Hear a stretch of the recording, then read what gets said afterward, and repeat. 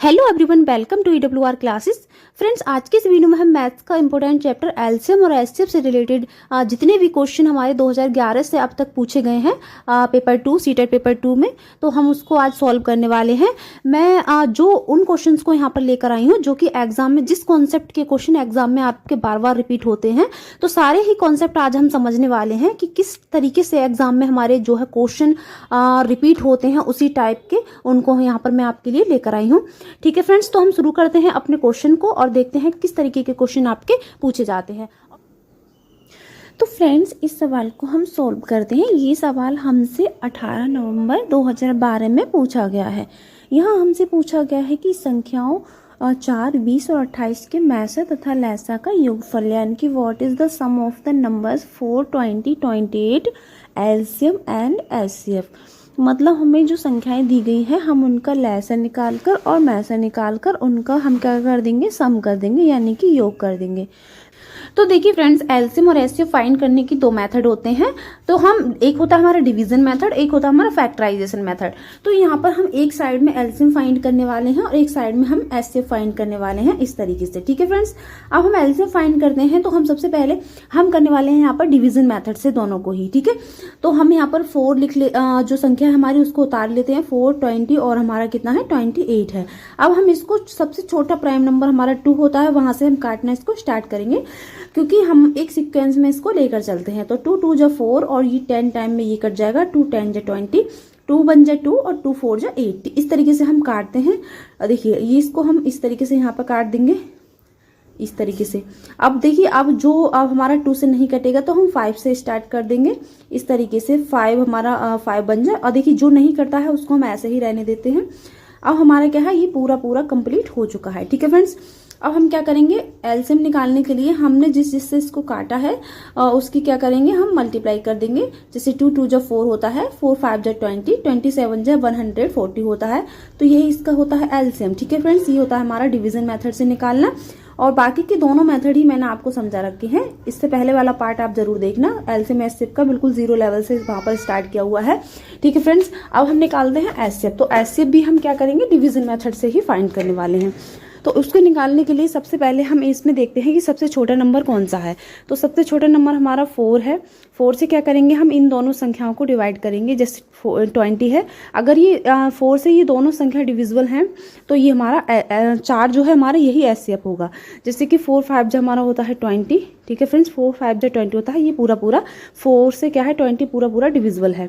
अब हम 4 से ही क्या ट्राई करेंगे, 28 ट्राई करेंगे। तो 4 7 जो हमारा 28 होता है, यानी कि जो हमारा सबसे छोटी संख्या है 4, इससे दोनों ही संख्या क्या है, डिविजिबल हैं। ठीक है फ्रेंड्स, तो ये होती है हमारी डिवीजन मेथड, यानी कि हमारा ये 4 हमारा एचसीएफ आ चुका है और 140 जो है हमारा क्या है, एलसीएम आ चुका है। ठीक है फ्रेंड्स, इनको क्या कर देंगे, हम इनको ऐड कर देंगे इस तरीके से। हम एलसीएम एचसीएफ को ऐड कर देंगे, क्योंकि हमसे पूछा है सम ऑफ द नंबर्स। तो ये हमारा 144 क्या हो जाएगा, इसका सम हो जाएगा, यानी कि हमारा सेकंड ऑप्शन बिल्कुल करेक्ट हो जाएगा। तो इस तरीके से हम एलसीएम एचसीएफ फाइंड करते हैं। ठीक है फ्रेंड्स, अब हम चलते हैं नेक्स्ट क्वेश्चन पर। तो देखिए फ्रेंड्स, हमें सवाल दिया गया है, इसमें हमसे क्या पूछा गया है, चलिए समझते हैं। तो इसमें हमसे पूछा गया है the HCF of 2 numbers is 28 and it's LCM is 336 if one number is 112 then the other number is.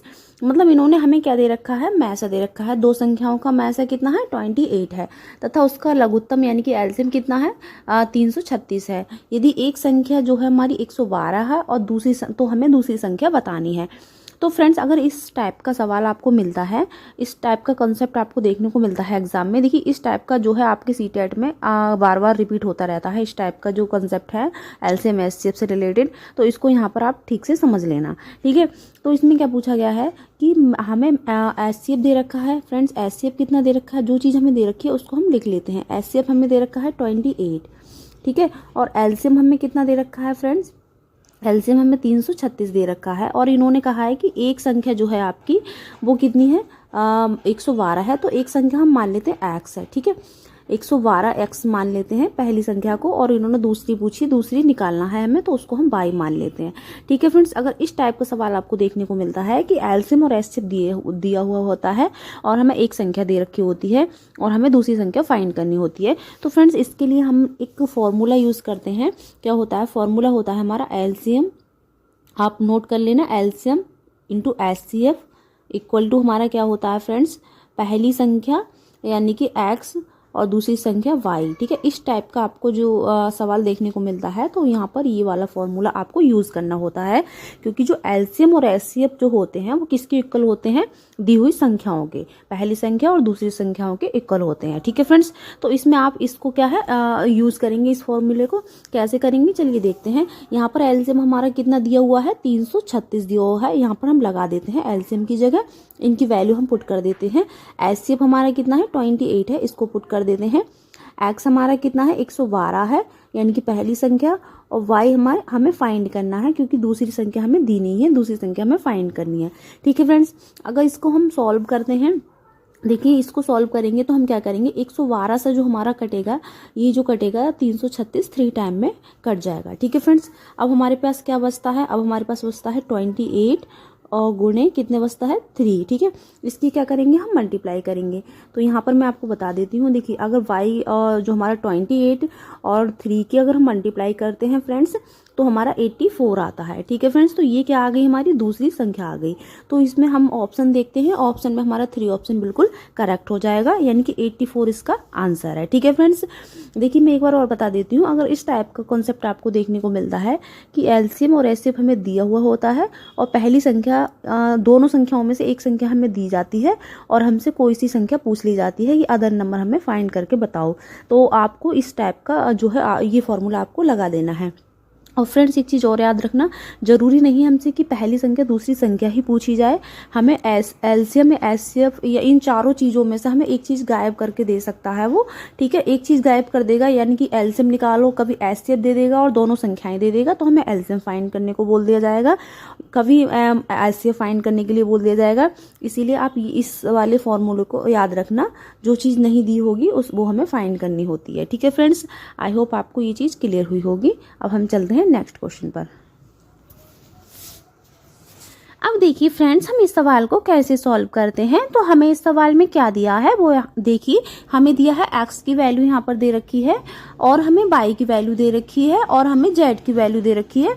तो हमसे पूछा गया है कि x y z का एलसीएम निकाल कर, ये डिवाइड का साइन क्यों लगाया है? क्योंकि हमें x y z का एलसीएम निकालना है और उसको किससे डिवाइड करना है? x y z का एचसीएफ निकाल कर उसको डिवाइड करना है। इस तरीके से हमें एलसीएम को डिवाइड किससे करना है? एचसीएफ से। ठीक है फ्रेंड्स, इस तरीके से हमसे कहा गया है। अब आपको यहाँ पर देखना है कि हम इसका जो है जो पावर वाला अगर हमें सवाल मिलता है, इस टाइप का कॉन्सेप्ट आपको अगर एग्जाम में मिलता है तो उसको हम कैसे सॉल्व करते हैं। तो फ्रेंड्स चलिए समझते हैं। देखिए इस टाइप के सवाल में अगर हम एलसीएम निकालते हैं तो हमें क्या देखना पड़ता है, आप नोट कर लेना। तो हम क्या देखते हैं, एचसीएफ और एलसीएम निकालने के लिए ध्यान दीजिए। देखिए अगर हम एचसीएफ निकालते हैं तो हम क्या देखते हैं, कॉमन नंबर देखते हैं। क्या देखते हैं? कॉमन नंबर देखते हैं कि इसमें इन तीनों में से कॉमन नंबर कौन है और उसकी मिनिमम पावर हम देखते हैं। ठीक है, अभी हम करके भी देखेंगे। और एलसीएम निकालने के लिए हम डिफरेंट नंबर जो भी होते हैं सभी को ले लेते हैं और क्या देखते हैं फ्रेंड्स, हम उसकी मैक्सिमम पावर देखते हैं। ठीक है फ्रेंड्स, चलिए इसको हम करके देखते हैं। तो करके देखेंगे तो हमें ज़्यादा अच्छे से समझ में आएगा। जैसे कि हम इसका जो एक्स वाई जेड की वैल्यू दे रखी है, हमें एलसीएम और एचसीएफ की नीड है यहाँ पर, क्योंकि हमें अपने सवाल को सॉल्व करना है। तो एचसीएफ निकालने के लिए फ्रेंड्स हम क्या देखेंगे, ध्यान दीजिए। हम इन तीनों में से देखेंगे कि कौन सा हमारा कॉमन है। तो देखिए यहाँ पर आपको तीन जो है 2 3 5 तीनों ही क्या दिख रहे हैं, कॉमन दिख रहे हैं। तो तीनों को ही क्या करते हैं, हम यहाँ पर लिख लेते हैं इस तरीके से 2 3 और क्या है फ्रेंड्स हमारा 5। अब हमें एचसीएफ निकालने के लिए मिनिमम पावर की जरूरत होती है। तो इसमें से हमारी मिनिमम पावर कौन सी है वो हम यहाँ पर देख लेते हैं। तो फ्रेंड्स मिनिमम पावर 2 की क्या है, यहाँ ध्यान दीजिए। 2 की मिनिमम पावर पहले वाली इसमें हमारी 3 है, क्योंकि 2 की पावर 5 मैक्सिमम है, ये भी 4 ज्यादा है। सबसे मिनिमम पावर सबसे छोटी पावर 3 है, उसको हम यहाँ पर लगा लेते हैं। अब आते हैं दूसरी लाइन में, यहाँ पर देखते हैं कि 3 हमारा कॉमन है, ठीक है, लेकिन इसकी मिनिमम पावर क्या है 2 है, उसको हम यहाँ पर रख लेते हैं। अब देखिए इसमें मिनिमम पावर 5 की क्या है 2 है, तो ये निकल आया हमारा एचसीएफ। ठीक है, ध्यान रखना एचसीएफ निकालने के लिए कॉमन नंबर प्लस क्या लेना पड़ता है, सबसे छोटी से छोटी पावर। ठीक है, अब निकालते हैं यहाँ पर हम एलसीएम। तो फ्रेंड्स एलसीएम निकालने के लिए हमें क्या करना होता है, हमें देखिए कॉमन नंबर भी लेने होते हैं, बाकी कॉमन के बाद जो बच जाते हैं हम उनको भी ले लेते हैं, यानी कि डिफरेंट नंबर जो भी यूज हुए हैं इस सवाल में हम सभी को ले लेते हैं। जैसे कि 2 का यूज हुआ है 2 लिख लेते हैं, 5 का यूज हुआ है तो 3 का यूज हुआ 3 लिख लेते हैं, 5 भी लिख लेते हैं, मतलब हम सारे नंबर को ले लेते हैं। बट हम इस यहाँ पर क्या करते हैं, अब मिनिमम पावर ना लेकर हम सबसे बड़ी से बड़ी पावर मैक्सिमम पावर का यूज करते हैं। जैसे कि यहाँ पर मैक्सिमम पावर देखी जाए तो 2 की पावर 5 ज़्यादा है, और हमारी इसमें देखी जाए तो 3 की पावर 3 लगा देंगे, और यहाँ पर हमारी 5 की पावर कितनी हो जाएगी फ्रेंड्स, 3 हो जाएगी। ठीक है, ये हमने क्या कर लिया, इसका एचसीएफ फाइंड कर लिया और एलसीएम फाइंड कर लिया। अब हमसे जो सवाल में कहा गया है हम वही करते हैं। हमसे सवाल में कहा गया है कि एक्स वाई और जेड का एलसीएम, और इसको किससे डिवाइड करना है, एक्स वाई जेड के एचसीएफ से। तो हम एलसीएम जो हमने निकाला कितना था, एलसीएम फ्रेंड्स हमारा कितना है, ध्यान दीजिए, इस तरीके से हमें क्या करना है, इसको डिवाइड करना है। अब हम डिवाइड कर लेते हैं।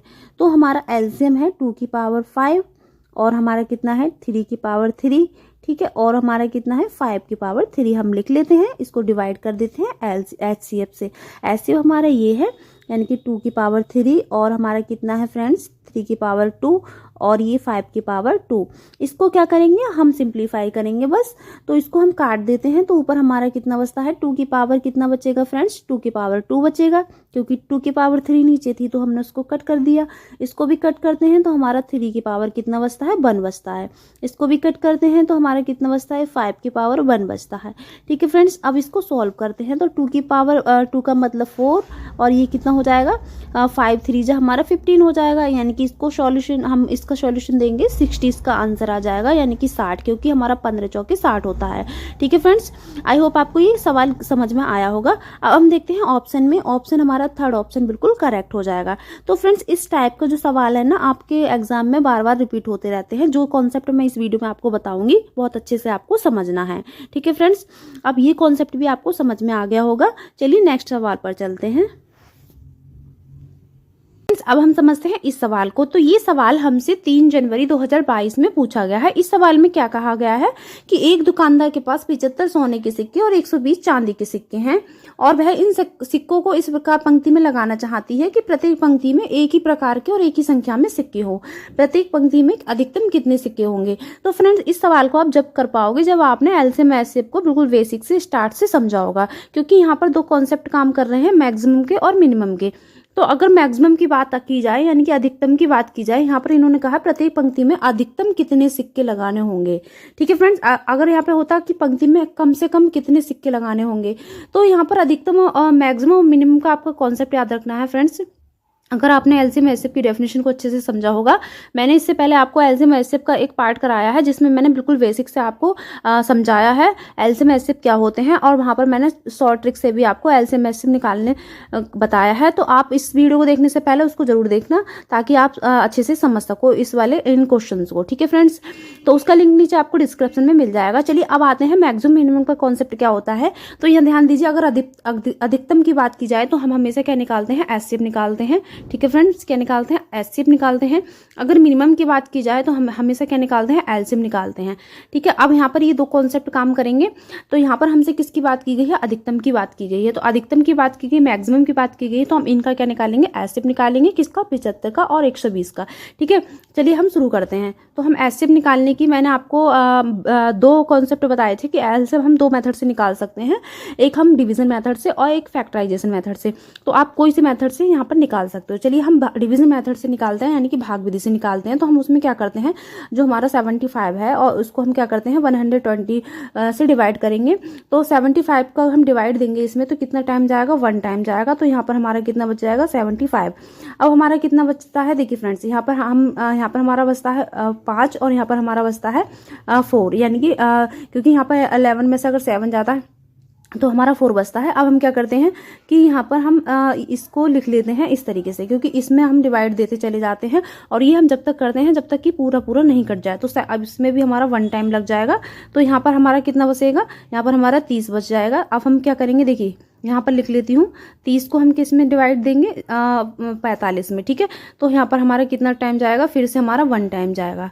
तो यहाँ पर हमारा 5 बचता है और यहाँ पर हमारा 1 बचता है। तो हम क्या करेंगे, 30 को उतार लेंगे इस तरीके से। अब 15 दूनी कितना होता है, 30 होता है। अब हम यहीं पर रुक जाएंगे, क्योंकि यहाँ पर हम ये डिवाइड हम जब तक करते रहते हैं जब तक इसका अंत नहीं होता, मतलब लास्ट में हमें रिमाइंडर 0 नहीं मिलता। तो यहाँ पर हमारा 15 ही क्या होगा, इसका एचसीएफ होगा।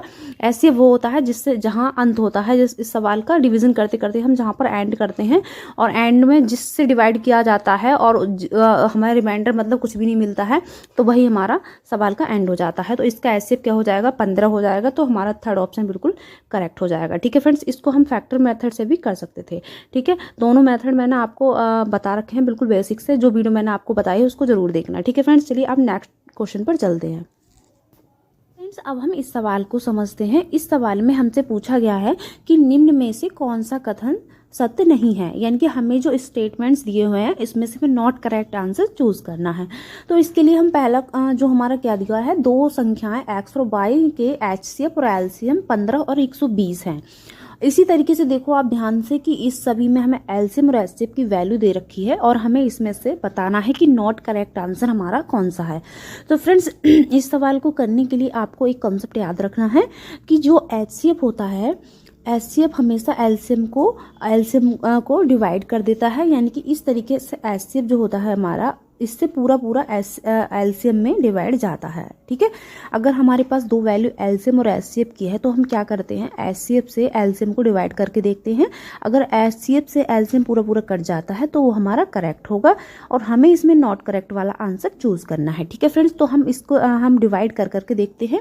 जैसे कि हमारे पास ये जो ऑप्शन है इसमें हमें पहले में दिया है 15, तो 15 हमारा दिया है तो हमारा कितना है 120। तो हम इसमें डिवाइड करेंगे तो 15 8 120 होता है, ये पूरा कट जाता है फ्रेंड्स। तो ये हमारा करेक्ट होगा क्योंकि हमें नॉट करेक्ट आंसर देखना है। सेकंड हमारा 20 है, तो देखिए ये हमारा 250 इस तरीके से हम लिख लेते हैं। तो देखिए 20 से कम 20 होता है, यहाँ पर हम काटते हैं तो हमारा 50 बचता है। इस तरीके से 20 दूनी कितना होता है 40 होता है और हमारा क्या है यहाँ 1।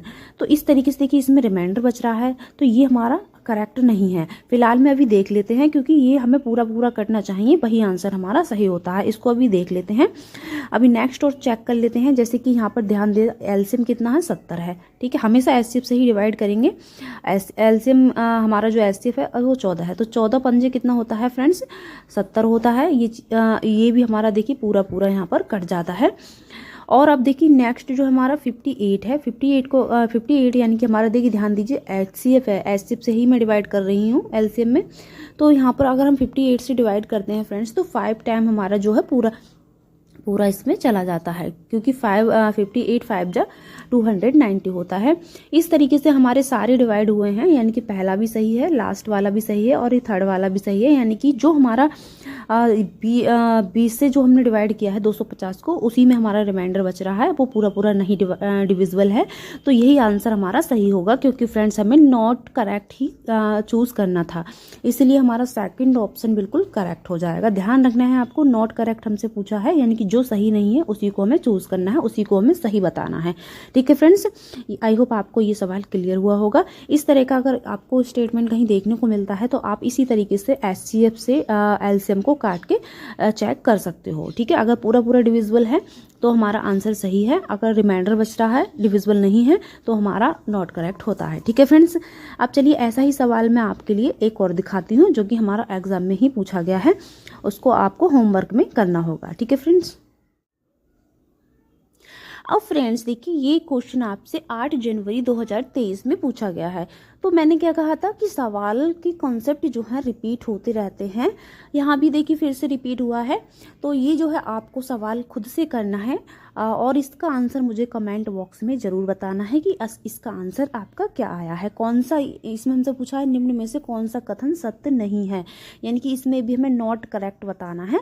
तो आपको उसी तरीके से करना है जैसे मैंने अभी सवाल कराया था, और नीचे कमेंट बॉक्स में इसका आंसर मुझे बताना है कि कौन सा ऑप्शन हमारा नॉट करेक्ट करेक्ट है। ठीक है फ्रेंड्स, तो फ्रेंड्स एक सवाल आपका ये दिया हुआ है, यहाँ पर आपसे पूछा है इफ़ ए इक्वल टू अगर 360 है और बी इक्वल टू 900 है तो हमें एलसीएम और एचसीएफ ए बी का फाइंड करना है और HCF of A and B का फाइंड करना है और हमें क्या करना है, डिवाइड करना है। तो देखिए इस कंसेप्ट का सवाल मैं आपको करा चुकी हूँ। यहाँ पर आपको ए और बी की वैल्यू दी है, आपको ए और बी का एलसीएम निकाल के उसको डिवाइड करना है ए और बी के एचसीएफ से। ठीक है फ्रेंड्स, इसका आंसर भी आप कमेंट बॉक्स में बताना, ऑप्शन आपके पास ये है। ठीक है फ्रेंड्स, अगर आपको वीडियो पसंद आया तो लाइक शेयर एंड सब्सक्राइब जरूर करना। Thank you so much for watching my video.